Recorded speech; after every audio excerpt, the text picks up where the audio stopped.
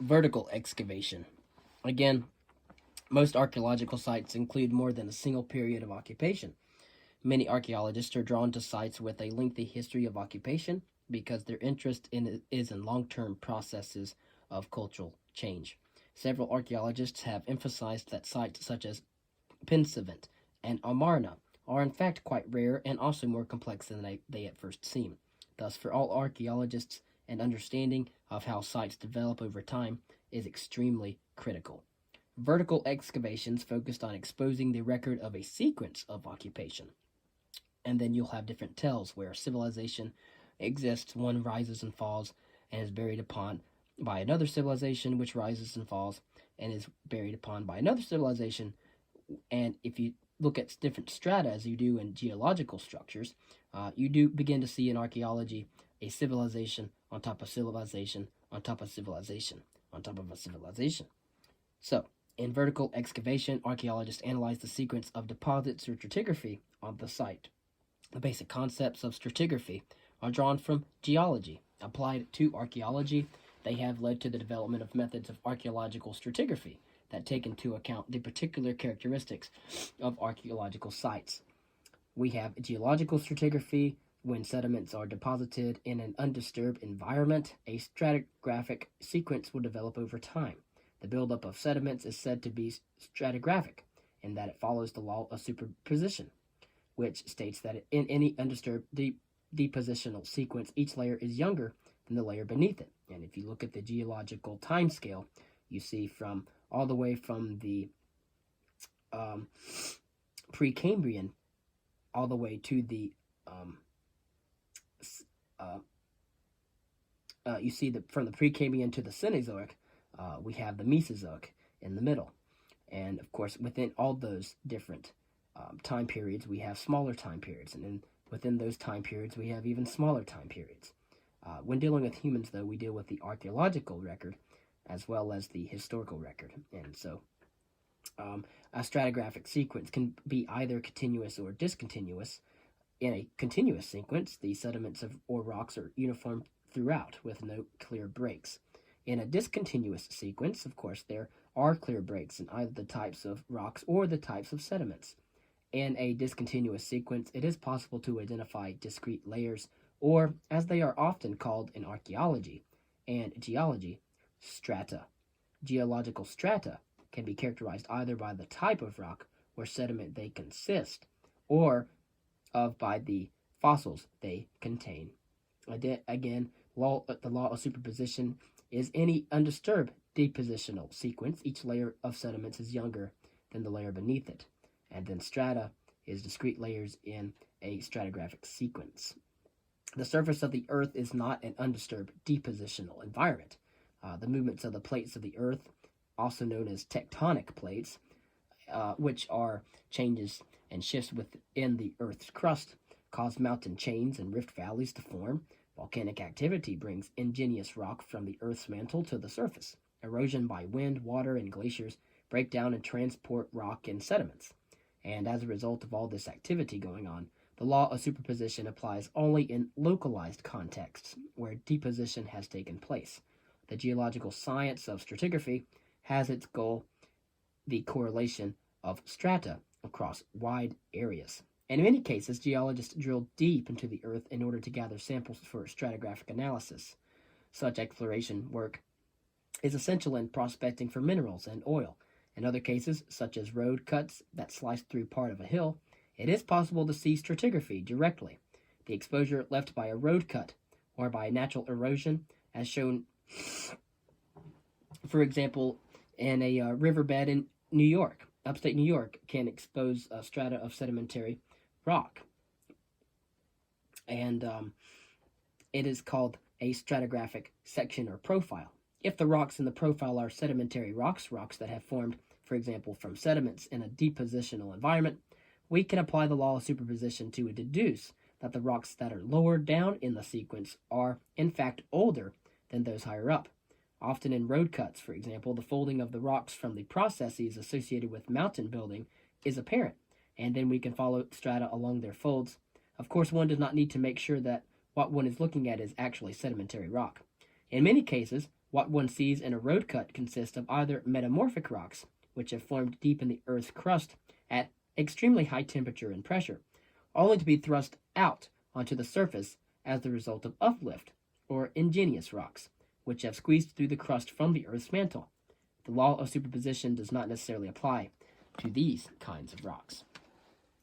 In relation to how archaeological sites form, most environments on the surface of the Earth can be classified as either erosional or depositional, locations where sediment is being either carried away or deposited, respectively.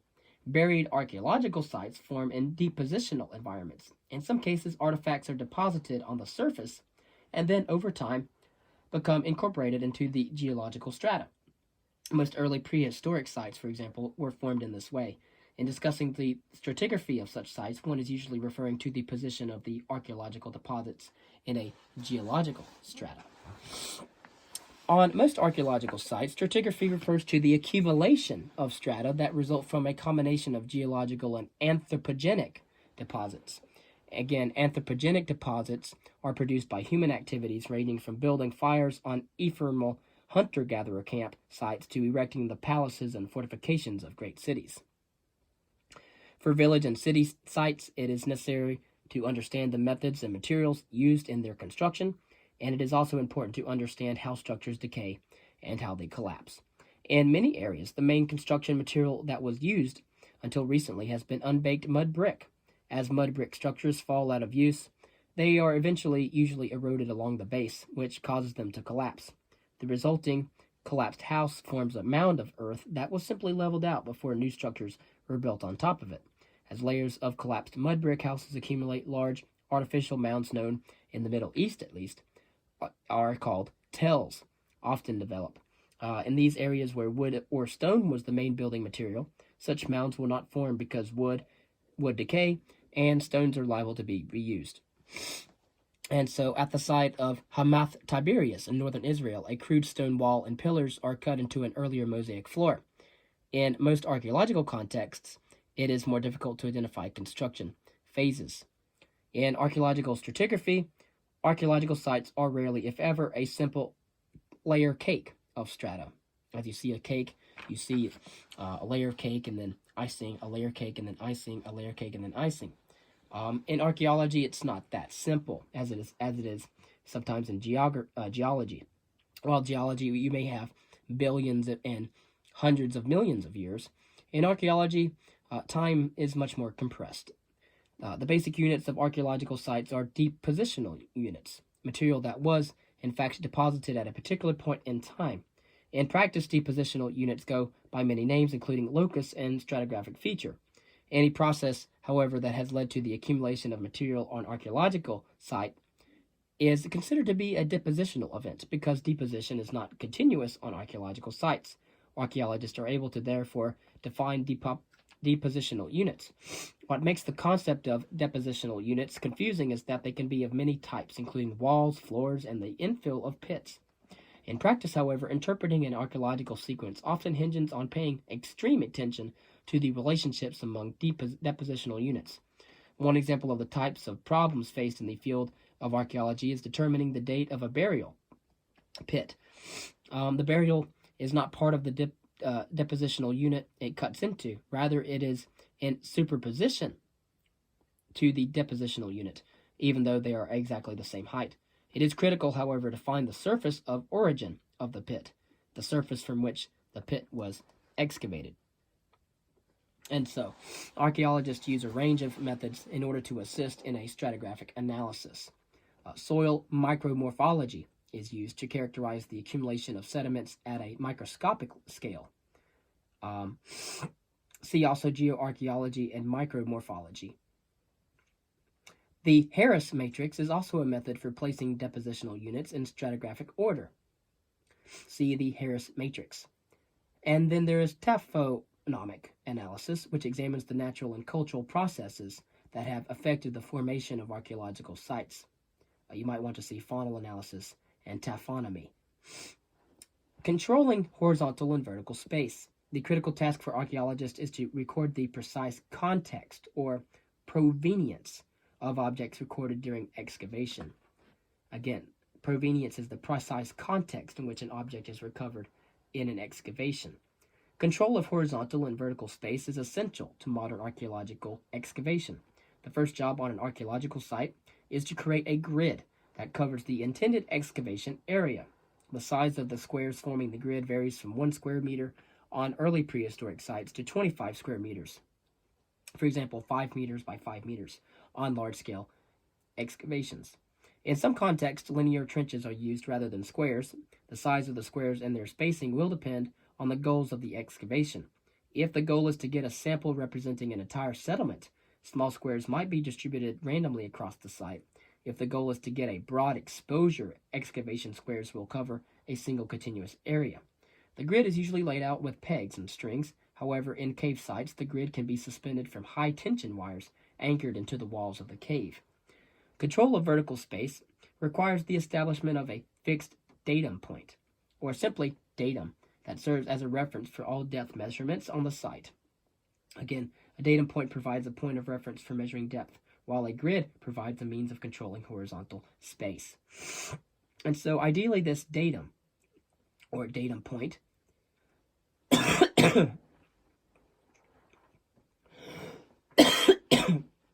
is at a known elevation. This datum point is at a known elevation, be above or below sea level. It is essential, though not always easy, however, for the datum to be marked on an object or a location that will not be moved or damaged in the future. And so the datum point is the linchpin for the control of the excavation. Loss of the datum point would make it difficult to return to the site and continue the excavation. A wide range of tools is used to laying out grid squares and measuring depths relevant to the datum. Most excavations make use of a theodolite, which is able to measure both distance and elevation relative to a given point. Increasingly, archaeologists use digital surveying equipment in the modern world during excavation, allowing for the precise recording and automatic storage of spatial data. Excavating in square units makes it easier to draw plans of the layout of architectural remains and artifacts because one can measure the locations of objects and the features with reference to the size of the excavation square. The other advantage of excavating in square units is that the sides of the holes provide a record of the stratigraphic sequence. The sides of excavation units known as stratigraphic profiles show the stratigraphy of the site much in the way that a road gives way to a view of the geological stratigraphy. Often a half-meter area called a balk is left standing around each excavation square to provide profiles. Balks also facilitate movement around the excavation without trampling on newly exposed deposits. Drawing of the profiles left in balks are critical records of a site stratigraphy. Great care, then, is taken during the excavation to ensure that these profiles are protected and that they are as straight as possible. During excavation, it is necessary to keep moving between a horizontal and a vertical perspective. In excavating an urban site, for example, it is critical to think in terms of the architecture being excavated. However, if at the same time one does not keep in mind the site's stratigraphy, there is the danger of erroneously combining walls from different phases of the excavation's occupation. And so the digging tools used in an archaeological excavation can vary with the scale and the goals of the project. For example, backhoes and bulldozers are often employed to dig exploratory trenches or to clear overlaying deposits. Hand tools range from shovels to trowels and dental picks. Most excavations involve screening the excavated sediments in order to make sure that all the artifacts are recovered. The size of the screen mesh is important also in determining what size of objects will be recovered. If one of the goals of the excavation is the recovery of small artifacts and bones, then it is necessary to use a very fine mesh together with water in order to break up the sediments and move them through the screen. This process is called wet screening. It is usually carried out by spraying water onto the sieve. The recovery of botanical materials, for example, wood and seeds, requires special methods. In many locations, the most effective method is flotation, which involves vigorously mixing sediments and water. In the process, charred remains of seeds and wood float to the surface while the mineral sediments settle to the bottom, precisely because they're heavier. The charred botanical material can then be skimmed off and dried for analysis. On sites where recovering botanical material is a high priority, it is possible to set up a system that will process sediments rapidly. And so at every step of recovery, whether collecting objects from excavation, from the sieve, or from flotation, it is essential that the context from which the objects were recovered be carefully tracked. Every bucket of earth that goes to the sieve must be clearly labeled so that its precise context is known. Ultimately, each object should be labeled in ink, with the label stating the exact provenience of the find. And again, provenience is the precise context in which an object is recovered in an excavation. Then when you have recording methods, archaeological excavation is essentially a destructive act, since one cannot go back and excavate an area a second time.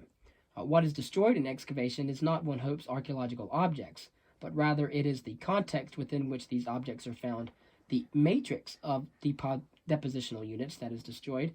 The goal of recording methods is to allow archaeologists to go back and then reconstruct that context on paper after excavation. Also, it is essential that all recovered objects be linked with a precise date, a provenience as possible.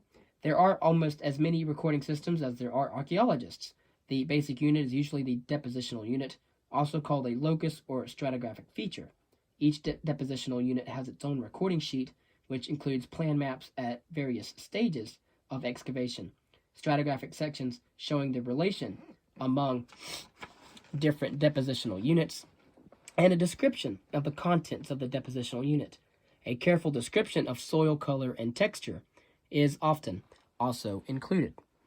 And so architectural features can be treated as depositional units. In practice, many archaeologists prefer to treat walls and buildings separately from other depositional units. On excavations of urban sites, the excavation team often includes an architect whose job is to draw plans of architectural remains. Increasingly, digital media are also being integrated into the process of excavation in the 21st century. Digital photography allows excavators to annotate photographs during the excavation and to point out significant details. Digital video now allows for an ongoing recording of the excavation process.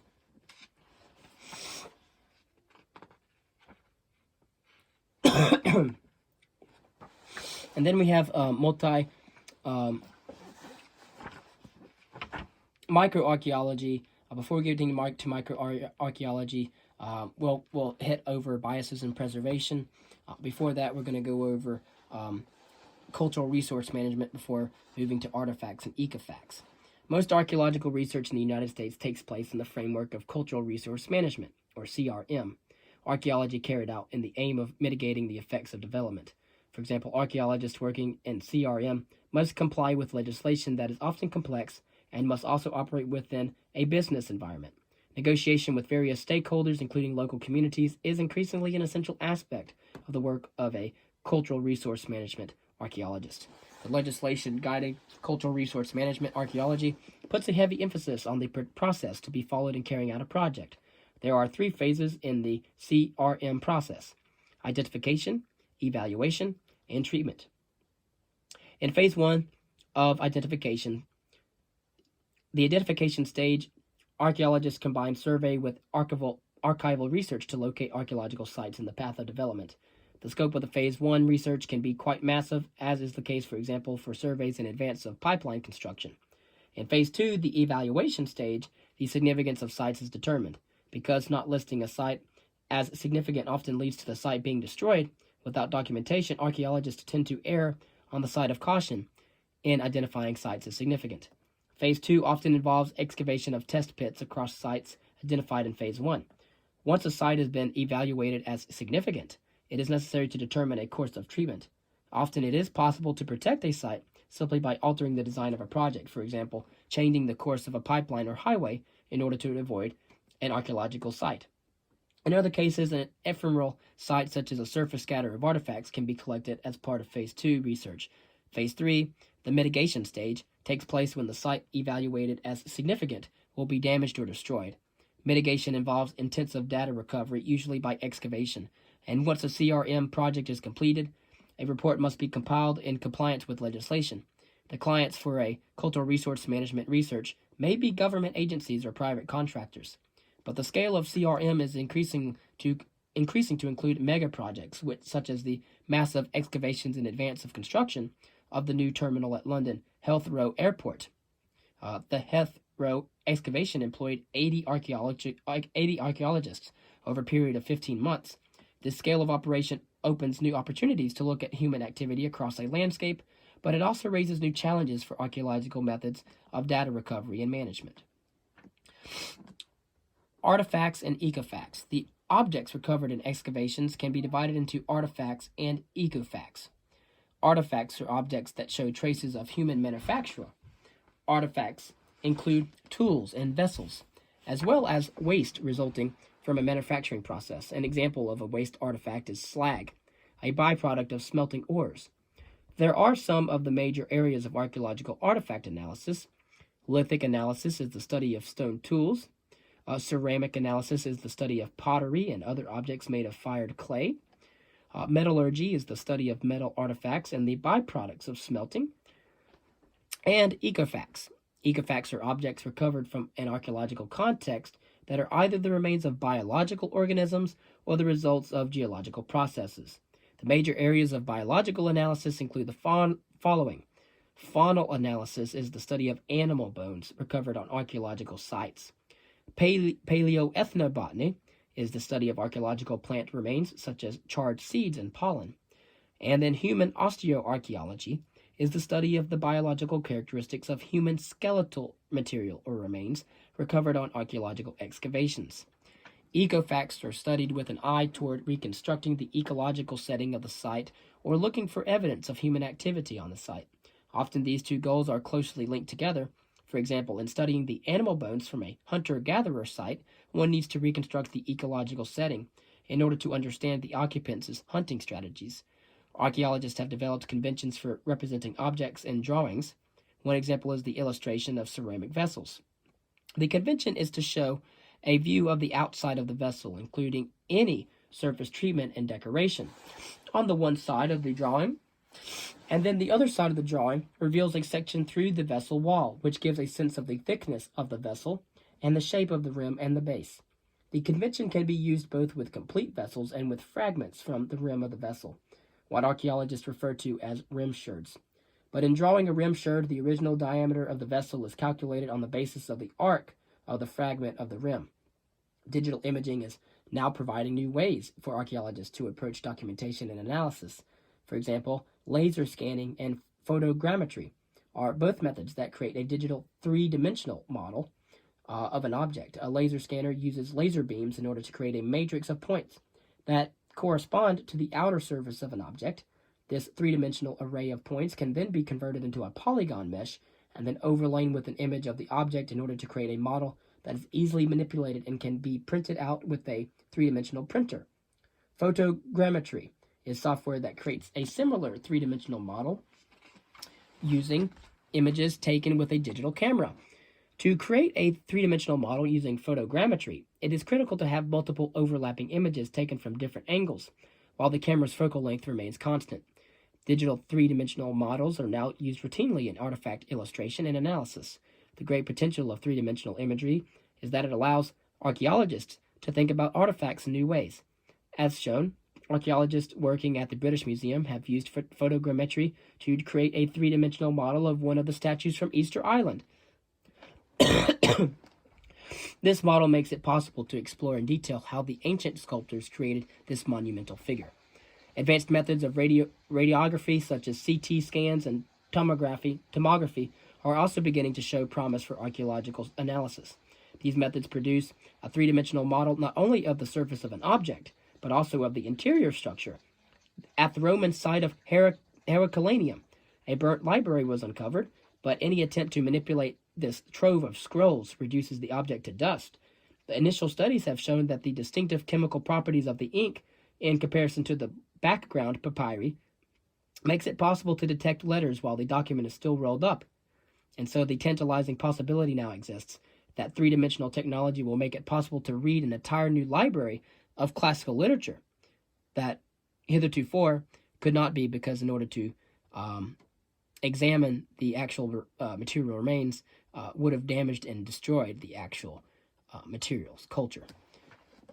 We have biases in preservation. Looking around the room that you're sitting in, and imagine what would be preserved thousands of years from now. Most organic materials, such as paper and leather, would be preserved only under remarkable conditions, such as rapid burial in an environment with no oxygen.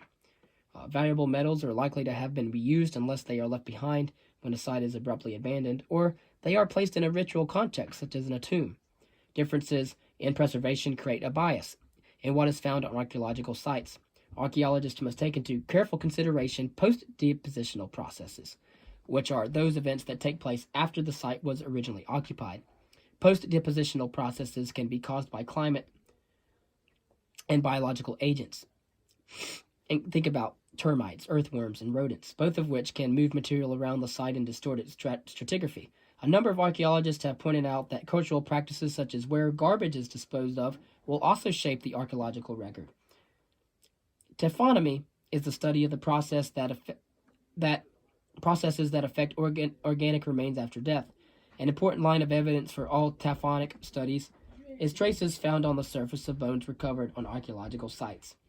The overall condition of the surface of the bone can indicate whether it has been transported by water or it has suffered significant chemical weathering. Chewing by animals ranging from rodents to bears often leaves characteristic marks on the surface of the bone. If a bone has passed through the digestive tract of an animal, such as a hyena or a dog, the surface of the bone will show characteristic etching. Human action can often be detected through the identification of cut marks left when meat was sliced off the bone or the carcass was disarticulated with a stone tool. Human action can also be detected on the basis of percussion marks left when the bone is smashed open to access marrow. Microarchaeology. Most of the exciting research done in archaeology today takes place under the microscope. A range of techniques are expanding the scope of research into the archaeological record and the archaeological past, and pushing a wide range of collaborations between archaeologists and specialists in fields such as mineralogy, genetics, and biochemistry. Microarchaeology includes the following. Micromorphology is a method that allows archaeologists to look at the details of the processes of site formation. Visual identification of depositional structures under the microscope can be augmented by techniques such as transmitted infrared spectroscopy, which allows for the quantitative identification of minerals and organic materials. You might want to look up geoarchaeology and micromorphology. Microbotanical remains such as pollen can provide insight into climate, diet, and the fuels used for fire. Use-wear analysis examines edge damaged on stone tools to determine how they were used. Residue analysis uses methods from biochemistry in order to identify food residues left on artifacts such as ceramic vessels. And then we have isotope analysis, which looks at the proportion of isotopes in bone to determine aspects of the diet of humans or animals, shedding light on diet and the environment. Isotope analysis can also be used to identify the movement of populations or individuals. aDNA, or ancient DNA, provides access to information about the relationship between different species of human ancestors. In more recent time periods, ancient DNA can also be used to study the social structure of ancient populations and to track human migrations. The rapid development of techniques for recovering and sequencing aDNA has led to a string of important discoveries that have expanded our understanding of the archaeological past. Quantification and sampling. We will go ahead and end this video on biases in preservation and microarchaeology, as well as vertical excavation.